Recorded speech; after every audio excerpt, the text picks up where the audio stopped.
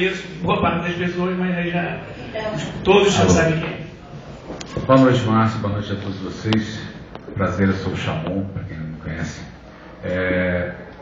Voltando àquilo que o deputado Edmilson falou, eu gostaria de saber qual é a verba destinada, qual é o percentual dessa verba destinada à cultura hoje em dia, para passar para 2%.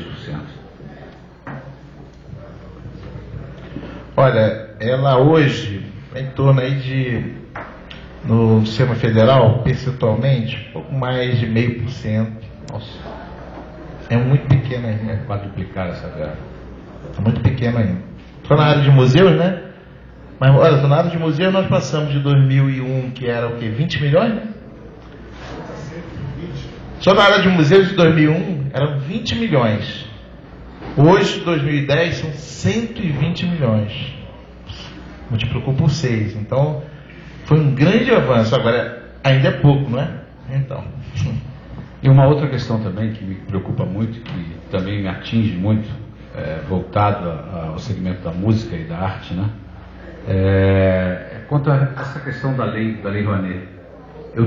Por exemplo, eu tenho um projeto aprovado há 3 anos, e quando esse projeto foi aprovado pela lei de incentivo, eu não comemorei, mas eu vibrei. Mas só que daí para cá, esses 3 anos para cá, eu vi que nada mudou.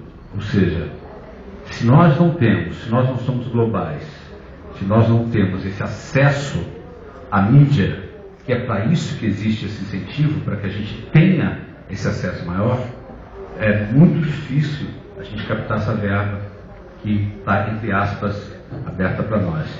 Eu gostaria de saber de vocês, se algum de vocês sabe responder, se existe alguma movimentação para que isso seja mudado, alterado ou reajustado, para que os pequenos artistas, vamos dizer assim, né, pequenos só em questões de mídia, né, em questões de... não porque somos pequenos. Acho que capacidade, talento não quer dizer sucesso, né?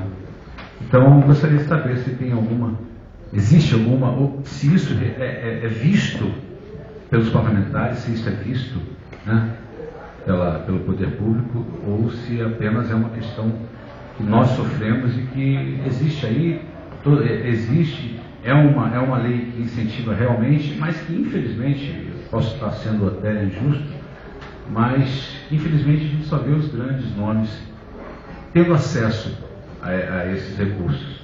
E para que nós, que não temos essa mídia, né, não somos tão consagrados dentro dessa mídia, é um caminho muito mais árduo. E talvez até uma política de que o próprio empresário tenha mais acesso a essa informação de como funciona realmente, que eu acho que nós artistas temos, mas os empresários, as pessoas que mais nos interessa, eles não sabem talvez nem da existência de como funciona realmente essa lei. Acho que essa pergunta é com você, né, Mário? Eu puxo e depois o Edmilson entra aí, também okay. Márcio. Eu queria só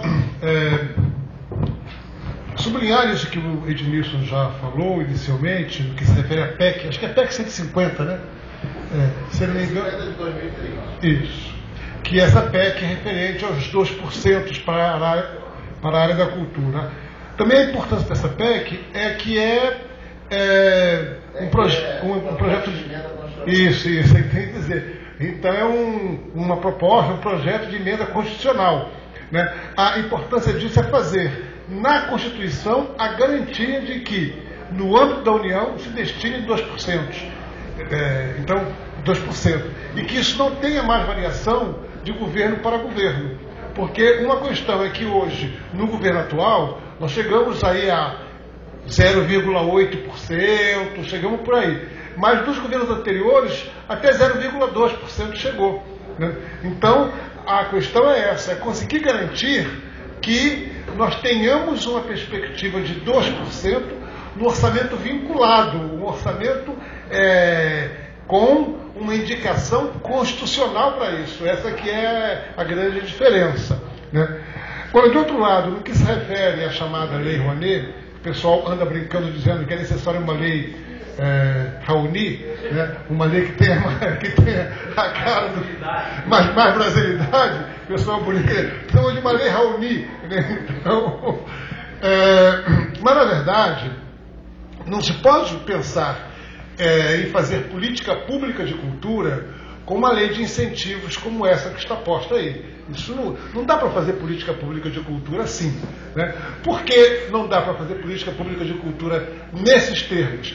Porque nós ficamos inteiramente dependentes das grandes empresas, dos grandes empresários, e são eles que passam a ditar a política pública de cultura, para onde ela deve correr, para onde deve ir, né? Então, claro que dá retorno de imagem, e com ainda um outro aspecto da maior relevância, porque esse dinheiro não é dinheiro privado, é dinheiro público, é dinheiro incentivado, portanto.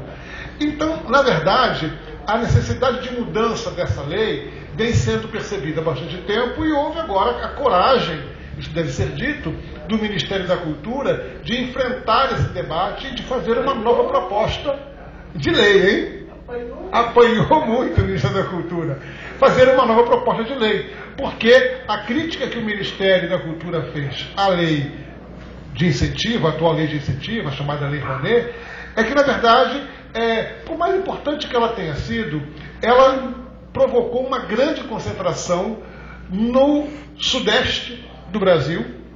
No sudeste, ela provocou uma grande concentração nos estados de São Paulo e do Rio de Janeiro, e nos estados de São Paulo e Rio de Janeiro ela provocou uma grande concentração nos bairros com uma, vamos dizer, economicamente abastados.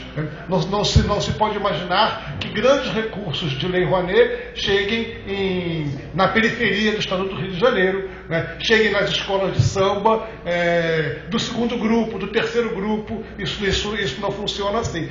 Então, na verdade, a proposta atual ela visa uma revisão inteira na chamada Lei Rouanet. Ela muda de nome, né? Mas, além disso, ela prevê uma ampliação no Fundo Nacional de Cultura e trabalha na direção de uma redução dessa concentração dos incentivos. E exige mais das empresas que mantenham também transparência na aplicação dos seus recursos e especialmente respeitem ou reconheçam que se trata de dinheiro público, de dinheiro incentivado. Então esse é um aspecto que deve ser visto, porque também, de outro lado, grandes experimentações, projetos de experimentação cultural, projetos de inovação cultural, ou aqueles projetos que são vitais para essa identidade, né, brasileira, que tem a ver com isso, muitas vezes deixam de ser incentivados, porque não dão visibilidade, né, não trabalham nessa direção. E aí, quando falamos de memória, então, dificílimo, exatamente, memória para que isso? Né? Essa coisa não funciona, né? Não merece atenção, né? Eu já passo para o Edmilson, mas queria lembrar um aspecto aqui, né, que foi o seguinte: durante os Jogos Pan-Americanos, nós trabalhamos, né, e o Márcio teve um papel importante nisso. Nós trabalhamos na construção do legado de memória dos Jogos Pan-Americanos. Foi um projeto que o Márcio desenvolveu e nós conseguimos construir um pequeno acervo. Eu puxo essa memória pelo seguinte: o quanto também é possível trabalhar junto cultura e esporte, né?